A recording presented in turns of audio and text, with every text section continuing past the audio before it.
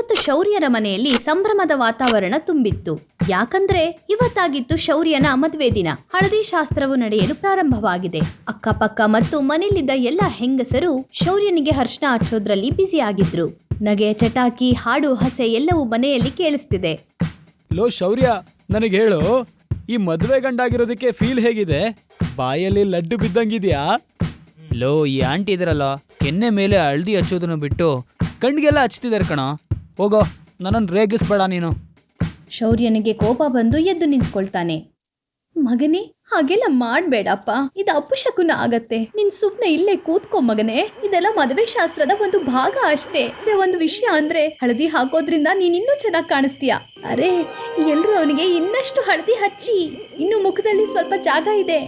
ಎಲ್ರು ಸೇರ್ಕೊಂಡು ಶೌರ್ಯನಿಗೆ ಅರ್ಶನ ಹಚ್ತಾರೆ. ಆಗ ಶೌರ್ಯನು ಸ್ನಾನ ಮಾಡ್ಕೊಂಡು ಚೆನ್ನಾಗಿ ರೆಡಿಯಾಗಿ ನಿಂತಿರ್ತಾನೆ. ಪೇಟೆ ಹಾಕೊಳ್ತಾನೆ, ಕುದುರೆ ಮೇಲೆ ಕೂತ್ಕೊಳ್ತಾನೆ. ಮತ್ತೆ ಮೆರವಣಿಗೆ ಜೊತೆಗೆ ಹುಡುಗಿ ಮನೆ ಕಡೆಗೆ ಹೋಗಲು ಪ್ರಾರಂಭಿಸ್ತಾರೆ. ಕುದುರೆ ಮೇಲೆ ಕೂತ್ಕೊಂಡು ಶೌರ್ಯ ಮುಂದೆ ಹೋಗ್ತಿದ್ರೆ ಹಿಂದೆ ಹಿಂದೆ ಮನೆಯವರು ಮತ್ತೆ ಅವನ ಸ್ನೇಹಿತರು ಎಲ್ಲರೂ ಹಾಡು ಡ್ಯಾನ್ಸ್ ಮಾಡ್ಕೊಂಡು ಬರ್ತಿರ್ತಾರೆ. ಶೌರ್ಯನ ಸ್ನೇಹಿತ ನಿವಾನ್ ಕೂಡ ಇದ್ದಾನೆ. ಮಗ ನಿವಾನ್, ಇನ್ನು ಎಷ್ಟೊತ್ತು ಈ ಕುದುರೆ ಮೇಲೆ ಎಷ್ಟೊತ್ತು ಕುತ್ಕೋಬೇಕು? ಕುದುರೆ ಮೇಲೆ ಕುತ್ಕೊಂಡು ನನ್ನ ಸೊಂಟನೇ ನೋವ್ತಾ ಇದೆ. ಏನ್ ಹೇಳ್ತಿದೀಯೋ? ಅದಕ್ಕೆ ನಾ ಭೇಟಿ ಆಗೋದಕ್ಕೆ ಇಷ್ಟೊಂದು ಆಸೆನಾ? ಸ್ವಲ್ಪ ತಡಿಯೋ, ಇನ್ನೊಂದು 10 ನಿಮಿಷ ಅಷ್ಟೇ. ಇನ್ನು ನಮ್ಮ ಡ್ಯಾನ್ಸ್ ಬಾಕಿ ಇದೆ ಕಣ. ಎಲ್ರು ಹಾಡು ಕುಣಿತ ಮಾಡ್ಕೊಂಡು ಹೋಗ್ತಾ ಇದ್ದಾರೆ. ಮತ್ತೆ ಡ್ಯಾನ್ಸ್ ಮಾಡ್ತಾ ಮಾಡ್ತಾ ಒಂದು ಗುರುತಿಲ್ಲದ ಜಾಗಕ್ಕೆ ಬರ್ತಾರೆ. ನಿವಾನ್ ಅವನ ಫೋನಲ್ಲಿ ಗೂಗಲ್ ಮ್ಯಾಪ್ ನೋಡ್ತಾನೆ. ಅರೆ, ಅಡ್ರೆಸ್ ಇದೇ ಆಗಿತ್ತು ಕಣೋ. ಆದ್ರೆ ಇಲ್ಲಿ ಟೆಂಟು ಅದು ಇದು ಡೆಕೋರೇಷನ್ ಬಿಡು, ಒಂದ್ ಮನೆನೂ ಇಲ್ವಲ್ಲೋ. ಅರೆ, ಇಲ್ಲೇ ಎಲ್ಲೋ ಅಕ್ಕಪಕ್ಕದಲ್ಲಿ ಮನೆ ಇರುತ್ತೆ ನೋಡೋ. ಗೂಗಲ್ ಮ್ಯಾಪ್ ಅಂತೂ ಕೆಲವೊಂದ್ಸಲ ದಾರಿನ ತಪ್ಪಿಸ್ಬಿಡುತ್ತೆ. ನೀನು ಕುದುರೆ ಮೇಲೆನೆ ಕುತ್ಕೋ, ನಾನು ಹೋಗಿ ನೋಡ್ಕೊಂಬರ್ತೀನಿ ಅಕ್ಕಪಕ್ಕದಲ್ಲಿ ಏನಾದ್ರು ಮನೆ ಇದೆಯಾ ಅಂತ. ಜನರೆಲ್ಲರೂ ಆ ಕಡೆ ಈ ಕಡೆ ನೋಡಲು ಪ್ರಾರಂಭಿಸ್ತಾರೆ. ಮನೆ ಹುಡ್ಕೋ ಬರದಲ್ಲಿ ಶೌರ್ಯನ ಅಲ್ಲೇ ಬಿಟ್ಟು ಎಲ್ಲರೂ ಹೊರಟೋಗ್ತಾರೆ. ಶೌರ್ಯ ಕುದುರೆ ಮೇಲೆ ಒಬ್ನೇ ಅಲ್ಲಿ ಕೂತಿರ್ತಾನೆ. ಆಗ ಅವನ್ಗೇನೋ ಅನ್ಸತ್ತೆ, ಯಾರೋ ಅವನ್ ಹಿಂದೆ ಬಂದು ನಿಂತಿದ್ದಾರೆ ಅಂತ. ಶೌರ್ಯ ಹಿಂದೆ ತಿರುಗಿ ಒಂದ್ಸಲ ನೋಡ್ತಾನೆ. ಆಗ ಅವನ್ಗನ್ಸತ್ತೆ ಯಾರೋ ಒಬ್ಳು ಮದುಮಗಳು ಅವನ ಜೊತೆ ಬಂದು ನಿಂತಿರೋ ಹಾಗೆ. ಯಾರದು? ಅಲ್ಲಿ ಯಾರಿದ್ದೀರಾ? ಶೌರ್ಯ ಕೇಳಿದ ಪ್ರಶ್ನೆಗೆ ಯಾರೂ ಜವಾಬ್ ಕೊಡಲ್ಲ. ಅವನಾಗ ಭ್ರಮೆ ಅನ್ಕೊಂಡು ಸುಮ್ಮನಾಗ್ಬಿಡ್ತಾನೆ. ಆಗ ಶೌರ್ಯನ ಮನೆಯವರು ಮತ್ತು ಸ್ನೇಹಿತರೆಲ್ಲರೂ ಅವನ ಹತ್ರ ಬರ್ತಾರೆ. ನಾವು ದೂರ ಹೋಗಿ ಹುಡುಕಿದ್ವಿ ಕಣೋ, ಇಲ್ಲಿ ಒಂದ್ ಮನೇನೂ ಇಲ್ಲ ಕಣೋ. ಈ ಹುಡುಗಿ ಕಡೆಯವರು ಎಂತ ಅಡ್ರೆಸ್ ಕೊಟ್ಟಿದಾರೋ? ಅಲ್ಲ ಮಗ, ಈ ಹುಡುಗಿ ಕಡೆಯವ್ರು ಏನಾದ್ರು ಪ್ರಾಂಕ್ ಮಾಡ್ತಿದಾರ ನನ್ನ ಹತ್ರ? ಇವತ್ತಂತೂ ಎಲ್ರೂ ಪ್ರಾಂಕ್ ಮಾಡಕ್ ನಿಂತ್ಬಿಟ್ಟಿದ್ದಾರೆ. ಇರು, ನಾನು ಇವಾಗಲೇ ರೋಹಿ ಅವರಪ್ಪನ್ಗೆ ಫೋನ್ ಮಾಡ್ತೀನಿ, ಅವರೇ ಹೇಳ್ತಾರೆ ನನಗೆ. ಶೌರ್ಯ ತಕ್ಷಣ ಅವನ ಜೋಬಿಂದ ಫೋನ್ ತಗೊಳ್ತಾನೆ. ಮತ್ತೆ ರೋಹಿಯ ಅಪ್ಪನಿಗೆ ಕಾಲ್ ಮಾಡ್ತಾನೆ. ಆದ್ರೆ ಫೋನ್ ಅಲ್ಲಿಗೆ ಹೋಗೋದೇ ಇಲ್ಲ. ರೂಹಿ ಅವ್ರ ಅಪ್ಪನ ಫೋನು ಹೋಗ್ತಾ ಇಲ್ಲ ಕಣೋ. ಅವ್ರ ಅಪ್ಪಂದು ಬಿಟ್ಬಿಡೋ. ರೂಹಿ ನಂಬರ್ ಇದೆ ತಾನೇ ನಿನ್ನ ಹತ್ರ? ಅವಳಿಗೆ ಫೋನ್ ಮಾಡಿ ಕೇಳೋ. ನಾನು ಅವಳಿಗೆ ಫೋನ್ ಮಾಡ್ತೀನಿ. ಶೌರ್ಯ ಅವನ್ ಮದ್ವೆ ಆಗ್ಬೇಕಿದ್ದ ರೂಹಿಗೆ ಕಾಲ್ ಮಾಡ್ತಾನೆ. ಹಲೋ ರೂಹಿ, ನಿಮ್ಮ ಮನೆ ಎಲ್ಲಿದೆ? ನಿಮ್ಮ ಅಪ್ಪ ಕಳಿಸಿದ ಅಡ್ರೆಸ್ಸಲ್ಲಿ ಯಾವ ಮನೆನೂ ಕಾಣಿಸ್ತಾ ಇಲ್ಲ. ಏನ್ ಹೇಳ್ತಿದ್ಯಾ ನೀನು? ನನ್ ಮನೆ ಅಲ್ಲೇ ಇದೆಯಲ್ಲ. ನನಗೆ ಅಡ್ರೆಸ್ ಕನ್ಫರ್ಮ್ ಮಾಡು.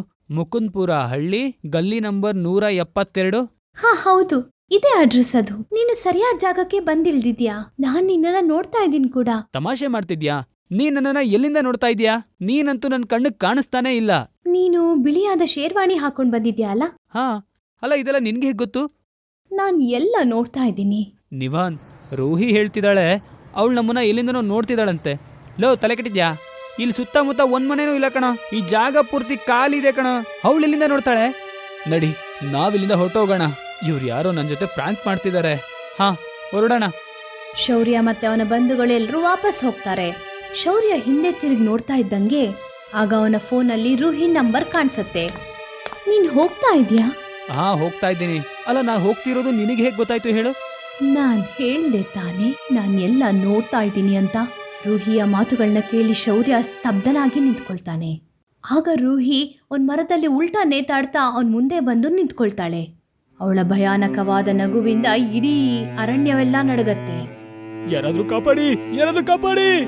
ನಿವಾನ್ ಮತ್ತೆ ಮದ್ವೆಗ್ ಬಂದಿದ್ದ ಅವನ ಬಂದು ಇಬ್ರು ಓಡ್ಕೊಂಡ್ ಬರ್ತಿರ್ಬೇಕಾದ್ರೆ ರೂಹಿ ಶೌರ್ಯನ ಕರ್ಕೊಂಡು ಮಾಯ ಆಗ್ಬಿಡ್ತಾಳೆ. ಇದನ್ನ ನೋಡಿದ ತಕ್ಷಣ ಎಲ್ಲ ಬಂಧುಗಳು, ಸ್ನೇಹಿತರೆಲ್ಲರೂ ಓಡ್ಕೊಂಡು ಹೋಗ್ತಾರೆ. ಅಯ್ಯೋ, ಎಲ್ಲ ಎಲ್ಲಿಗೆ ಹೋಗ್ತಾ ಇದ್ದೀರಾ? ನನ್ ಗೆಳೆಯನ ಕಾಪಾಡಿ! ನಿವಾನ್ ಆ ಮರದ ಕಡೆಗೆ ನೋಡ್ತಾನೆ. ಆದ್ರೆ ಇಷ್ಟು ದೂರ ನೋಡಿದ್ರು ಅವನ್ಗೇನು ಕಾಣೋದಿಲ್ಲ. ಶೌರ್ಯ, ಶೌರ್ಯ! ನಿವಾನ್ ತುಂಬಾ ಸಲ ಜೋರಾಗಿ ಕೂಗ್ತಾ ಇರ್ತಾನೆ. ಆಗ ಭಯಗೊಂಡ ಆ ಕುದುರೆ ಜೋರಾಗಿ ಓಡಕ್ಕೆ ಶುರು ಮಾಡುತ್ತೆ. ನಿವಾನ ಓಡ್ತಾ ಇದ್ದ ಕುದುರೆನ ಹಿಡ್ಕೊಂಡು ಅದ್ರ ಮೇಲೆ ಕೂತ್ಕೊಂಡು ಮುಂದೆ ಹೋಗಕ್ಕೆ ಶುರು ಮಾಡ್ತಾನೆ. ಶೌರ್ಯನ ಮನೆ ಮುಂದೆ ಇಡೀ ಜನರ ಗುಂಪು ಬಂದು ನಿಂತಿದೆ. ಶೌರ್ಯನ ಅಮ್ಮ ತುಂಬ ಅಳ್ತಾ ಇದ್ದಾರೆ. ಯಾರಾದರೂ ನನ್ನ ಮಗನ ಹುಡ್ಕೊಂಡು ಬನ್ನಿ. ಅವನನ್ನ ಯಾರೋ ಕಿಡ್ನಾಪ್ ಮಾಡಿಲ್ಲ, ಅವನ್ನ ಹೋಗಿ ಕರ್ಕೊಂಬರೋಣ ಅಂದರೆ ಅವನ್ನ ಒಂದು ಭೂತ ಕರ್ಕೊಂಡು ಹೋಗಿದೆ.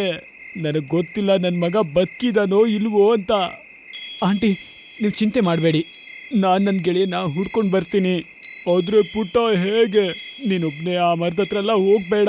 ನನ್ನ ಮಗ ಕಾಣೆ ಆಗಿದ್ದ ಜಾಗದ ಹತ್ರ, ಇಲ್ಲಾಂದರೆ ಅವಳು ನಿನ್ನನ್ನು ಎತ್ತಾಕೊಂಡು ಹೋಗ್ಬಿಡ್ತಾಳೆ. ನಾನೀಗ ಅಲ್ಲಿಗೆ ಹೋಗೋದಿಲ್ಲ. ನಾನು ಹೋಗ್ತೀನಿ ಕನಸುಗಳ ಬಂಧನ ಮ್ಯಾರೇಜ್ ಬ್ಯೂರೋ. ಅಲ್ಲೇ ತಾನೇ ನೀವು ಅವನ ಮದುವೆನ ಏರ್ಪಾಟ್ ಮಾಡಿದ್ದು?